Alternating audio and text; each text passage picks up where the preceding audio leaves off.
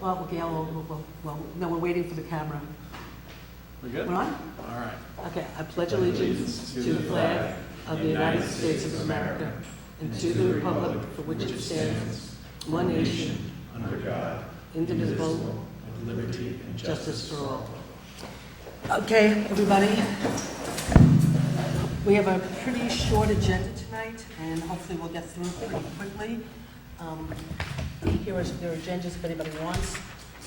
So I don't have anything to add to the agenda. So we'll just get into public input. Anybody would like to speak? No? Oh. Under the buzzer, you got it. Hello. After reading the paper last week, I just want to read, at the end of the July 16th meeting of the New Paltz Town Board, board members emerged to make the big surprise. Jean Gallucci as the CFO. If that was a surprise to anybody, then they've been in a coma. Because when she resigned, I could have told you why she resigned. So that's one point I want to make. The second, with respect to Marty as person to person, I was a little perplexed at the last meeting that you had to be caught up on the water district issue. I mean, that's kind of like a hot topic in town. If you don't know what's going on with that, I don't know what your credentials were for sitting up at the town board. So it takes years of dedicated experience coming to meetings, knowing what the topics are. I don't think I've ever seen you speak, and I don't ever think I've seen you at a meeting. So to see you up at the town board, I hope that I'm impressed. Thank you. Okay, would anybody else like to speak? Okay, with that, we'll get into the agenda. So the first thing, I'm surprised, I actually thought some people from the building committee would be here, but they're not. So as everybody knows, we're trying to move forward with potentially building a new town hall. And last year with the old village board, I had reached out to them, and the building committee had reached out to the village board to see if they wanted to go in together, because if we're going to build a new municipal center, a lot of us believe that it should be for the town and the village together, because their building isn't so great. Our building, of course, is really problematic, and it just makes a lot of sense, and we could get a lot of money probably from the state through the Citizen Empowerment Act.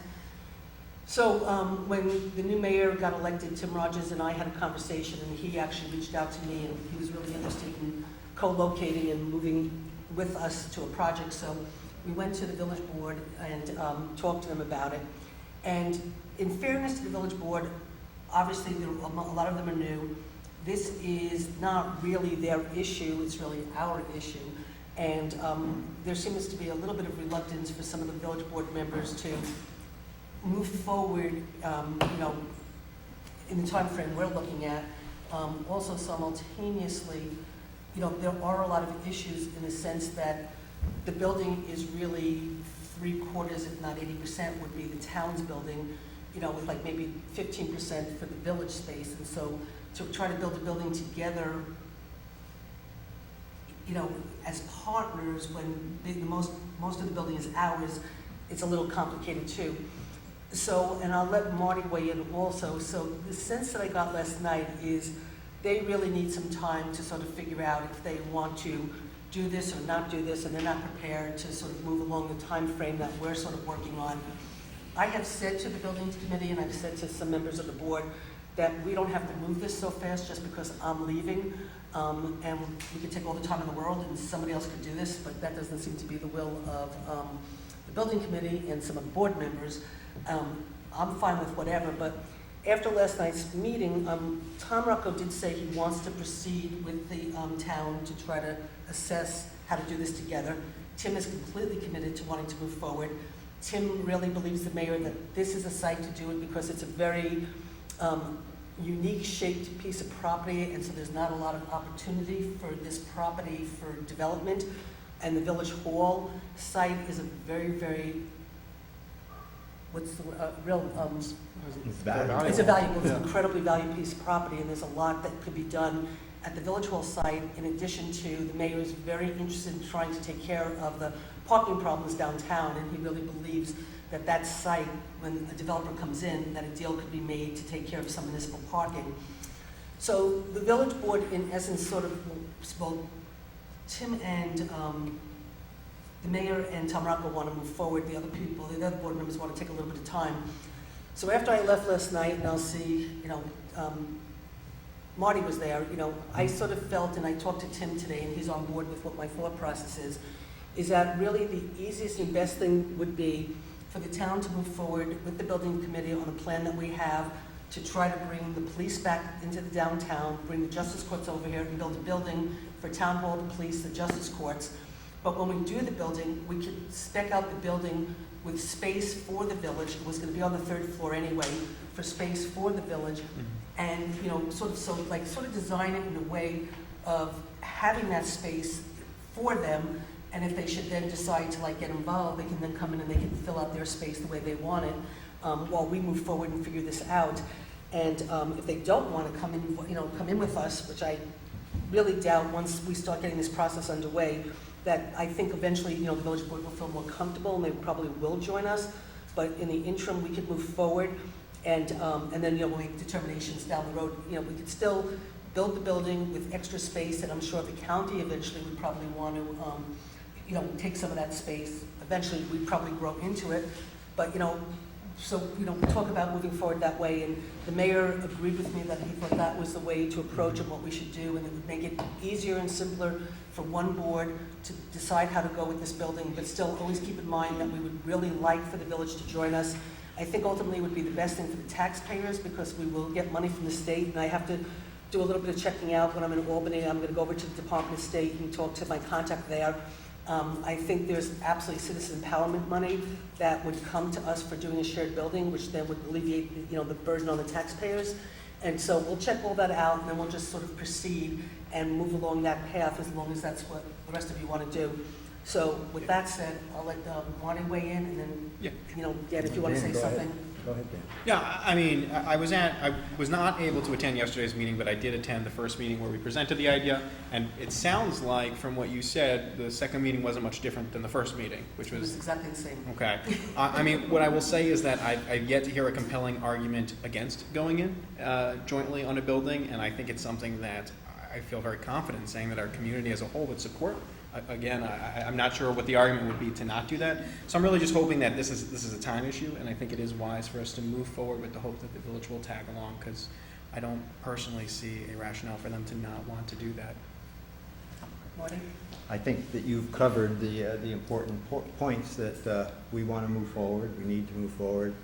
The village, as Dan suggests, we hope will choose, once they've done their due diligence, to choose to become more fully invested in it, and let us explore how we make a very efficient building, not from an energy point of view, but where there are synergies between functions of village government and functions of town government, to try to find ways to realize tax reductions. Okay, so with that, if we're all in agreement, then we'll just let the building committee proceed with Joe Horowitz to start to talk about what the next step would be for us to start to, I guess, do the schematic in terms of which would be the next step. Yes. So there'll be a meeting on Monday, you'll be at that meeting. Yep, building And we'll building just committee. move forward with, us trying to design a town hall on this site, see how to make it work, and still with the sense of, designing it with the extra space for the village should they decide to join us. And we're going to Esopus on Wednesday Yeah. to get a tour of the new Esopus Town Hall. Same architect, Joe Hurwitz, designed that building. And we're going to have a better understanding of how they see circulation in their building, and where they found efficiencies. And if they have any challenges they've observed from living there for a little while, maybe we'll benefit from those too. Okay, great. So with that, there's no motion to be made, so we'll just move to the next issue, which is the IMA with the village for Millbrook Preserve. And so everybody knows we, as a town, already own some land in Millbrook Preserve that was bought with the open space bond, the Orcott property. And there's the rest of Millbrook Preserve that the village has now entered into an agreement to purchase the entire property. At first, the Open Space Committee was looking at about 3/4 of the property, and there was some developable property that was left, but the village has chosen to buy the whole entire thing, and Marty can get into more details about it.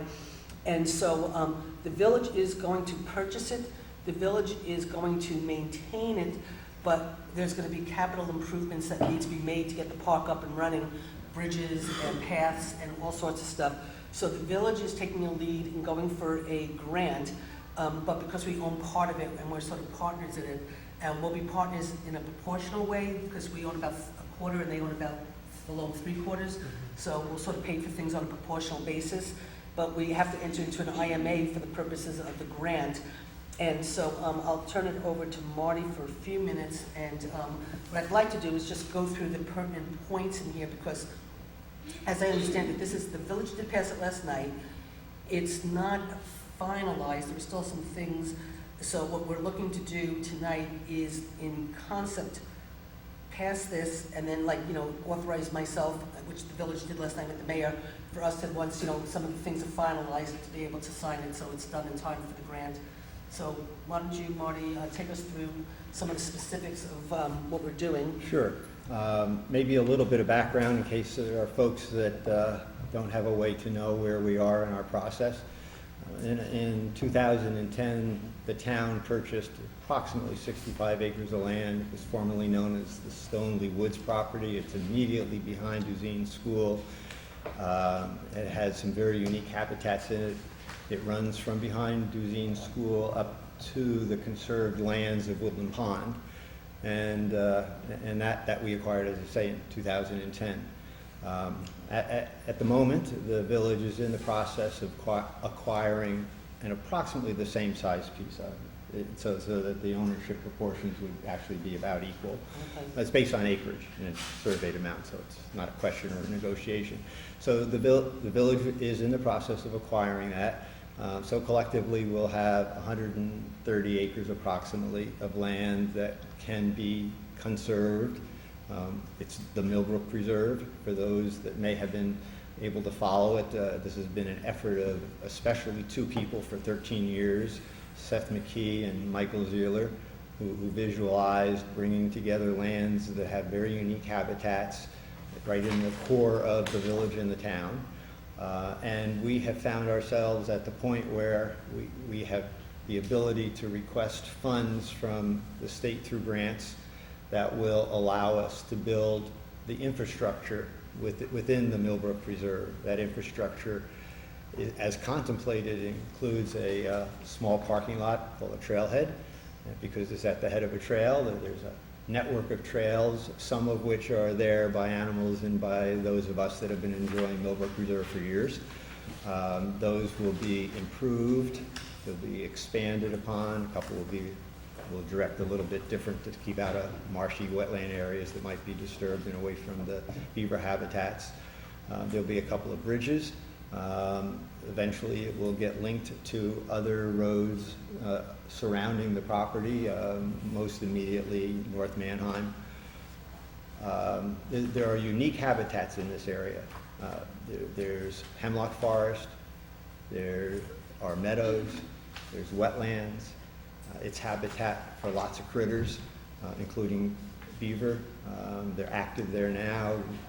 They hear water running. They're trained to go to where the water's running and stop it from making any noise. So they know where to repair their dams when they need some attention.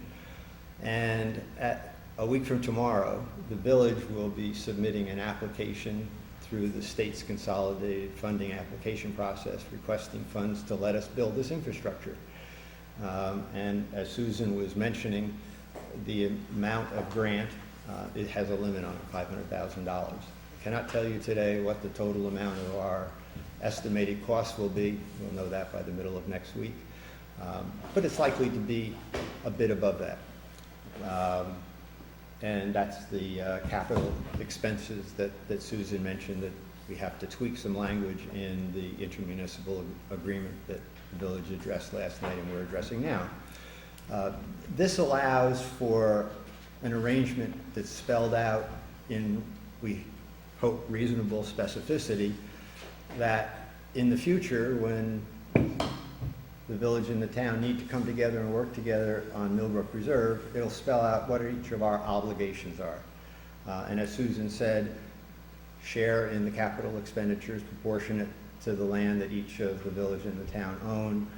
The village taking responsibility for the operations and maintenance of this on an ongoing basis. And all of the other details that go along with it. What signs do you have and what processes do you have to go through? This draft does not yet contain one element that Tim Rogers and I have discussed and we both feel needs to be included in it. And we presume that during this process of finishing the negotiations, which I hope that Susan has granted the authority to do during tonight, that we will have this finished in the next several days because it's an absolute requirement to show site control in the grant application. So we have a real deadline of next Friday to finalize this and execute it, both the village and the town. Susan? Well, the only thing I want questions? to add too is just, right now the grant's for 500,000, up to 500. There's a potential that the work that needs to be done would be up to 600,000. So I've spoken with Marty about doing a phase-in, because I said to Marty that, you know, we have to do the budget, we have a lot of expenses coming forward, it's not going to be an easy budget, and to commit now to another $50,000 over and above, you know, $50,000 without knowing where we are with the budget is just not feasible right now. We're responsible. So we've talked about doing a phase-in, so we'll see where and how that goes. But ultimately, the most important thing is that the village cannot agree to spend any money on this capital without agreement from the town. Sure. So as long as, you know, we both have to agree, I have a comfort level with the fact that, you know, we can move forward and know that, you know, again, this is a partnership for a great project. So I think what you need to do you want to read the resolution? Yes. Let me say there's one element in here, I'm repeating myself, that Tim and I and we each believe our respective boards support, and that is that these lands be conserved forever, in perpetuity. And that can be done in a couple of different ways. One is to place conservation easements on them, which describe the limitations and the uses for the land. It basically precludes development of any sort. The other is for it to be dedicated parkland, and that's a category that the state of New York has established. Either one does basically the same thing. It assures that it's available for conservation purposes in perpetuity. It's forever. They each have little different caveats about what you can and you can't do. Very limited what you can do. So because it's not yet in here, and we're proposing that Susan be granted the authority to finish the negotiations and then to execute it, because we don't have the ability to call another meeting before the deadline for submission, I'm going to propose a resolution. And this resolution is regarding an IMA between the village and the town relating to the Millbrook Reserve. Be it resolved that the supervisor is hereby authorized and directed to finalize the negotiations of the intermunicipal agreement, IMA, with the village, and that the supervisor is authorized and directed to execute the IMA when satisfied with the terms, and that, 2, the agreement must include a provision that mandates that, if not dedicated as parkland, by not later than June 30th, 2016, conservation easements must be placed on both the town property and the village property, as those terms are defined in the IMA by their respective owners. And then I have some suggested language, and it's basically saying the same thing that I just read, but more explicit. Okay, so would you like to move that resolution? I would like to move that. Dan, would you like to second? Second. All in favor? Aye. Motion so carried. Very nice. Okay, so that's that. Okay, next is just, there's a parade request, and Rosanna, this doesn't need any police, right? No, it does not require any police. Okay, so if anybody wants to look, it's the Shangan Runner 501, the Shangan Runners. Yep. And they'll be going on the rail trail heading north from the Reformed Church over the Waukegan River, turn around approximately half a mile north of the Waukegan River. So would somebody like to move it? So moved. Seconded? All in favor? Aye. Motion so carried. Okay, I'm not sure why this is on the agenda. We approved this at the last meeting. Yeah. You know, to for a letter for support for a grant for the Telefaro property. Did you get a copy of this? Okay, so I'll just read this real quick, as long as it's on the agenda, we might as well just do it. On behalf of the town of New Paltz, we would like to express our full support for your farm becoming protected through the granting of an agricultural easement through the Walco Valley Land Trust located in the town of New Paltz in an existing agriculture area of our community. The farm's location will continue to provide opportunities for community-supported agriculture and continue the open space vistas to our natural resources. We encourage the Walco Valley Land Trust to underwrite this project as it will enhance our community, promote local agriculture, provide learning opportunities to the source of local food, and as well protect this valuable agricultural land in perpetuity. This project fits with the New Paltz commitment to protecting our working farms and providing locally raised and grown agricultural products. Thank you for continuing on the tradition of this land's agriculture. Please let us know if we can be of assistance. And this is for the Telefaro Farm, which is at the end of Plains Road, 187 Plains Road. And so this would be putting the, an agricultural easement, so it would be forever farmland. So, I'll move it. do I I'll second it. Any discussion? All in favor? Aye. Motion so carried. Okay, so with that, I will just, and maybe Bill Kimball can fill us in real quick. I'll just, if, it's not on the agenda, but I'll just do a quick update. At the last meeting, we talked about the RA contract, and we were sort of under the gun, and we went into executive session, we discussed it, we came out, we authorized for a couple of conversations with Dave Gordon from the board and Tim Rose, the executive director, just to clarify where we were going. And because one of the big sticking points was, for the towns, was doing a 5-year agreement, but paying for 10 years, paying out for 10 years for the containers. And because we have our own containers, our number was 0, which means we weren't committing to a 5-year contract and a 10-year payout. And but they would still continue to pick up our recycling. Kevin Barry did an absolutely incredible job looking through the contract, talking to Tim Rose and Dave Gordon, vetting it out, and we came to the conclusion that it was a good deal for the town of New Paltz. So we agreed to enter into the contract. We faxed up, our agreement before 3:30, and we sent the contracts, that were signed.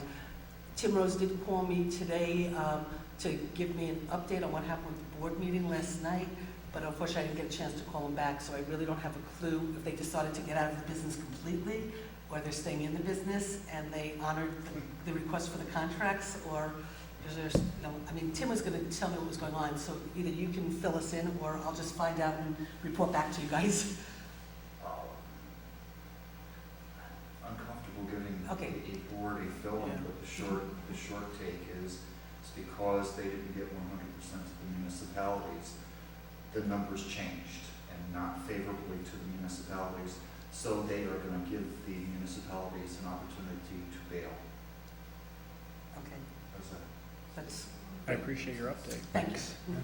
Okay, so for the moment, I don't think it will really impact us because we really are, not caught up, with the cost of the what do they call it, the trailers or containers? But Container. anyway, so I'll find out, I'll follow up with Tim Rose and we'll see. But we did sign the contract based on the fact that it was pretty advantageous for us to do it, so. And it sounds like they've declined to sign that same contract. No, I think what happened was they were, if they didn't get a critical mass in towns, they were gonna look to bail from actually servicing the towns at all, which is an interesting dynamic, but, It's a very interesting dynamic. so when we had last spoke on Thursday, they only had one contract that had come in on Thursday. I don't know on Friday if they had gotten more contracts or whatever. We got ours in, and supposedly some others were supposed to come in, but whether they did or not, I don't know what percentage of towns. They had 9 in with 2 pending. Okay, so that's like about a third. So that's about a third, which, from a cost-effective perspective from them, They seem to indicate that might not be enough that it might not be enough for Yeah. them to do what they're doing. based on that conversation. Really, at the end of the day, we'll be able to manage because Laura does such an incredible job, and we have so much in place, and the transfer station's literally, we can all go and carry the garbage down, That'll be a new responsibility of Yeah, town board members. I like We have to that. carry the garbage down, but we'll be okay if if they bail, you know, we're one of the few towns that will be okay. I think it'll be very hard for a lot of the other towns, Absolutely. but, you know. Especially the .73 tax cap. But next then, year. interestingly enough, the village last night was talking about, you know, they're pursuing the garbage pickup and trying to just give a contract to like one person. And at some point, they want to come to the town and have us be a part of it. So who knows what's going to happen in the future anyway. But anyway, so that's just an update on that. So with that, there is nothing else on the agenda. So I'd like a motion to close. So moved. Do you have a second? Second. All in favor? Aye. Motion so carried. You think you can all handle it? It has to be a record. I think in that day, good night. I watched every one of them on TV, they were never this short. Was it 7:45? It is for this one.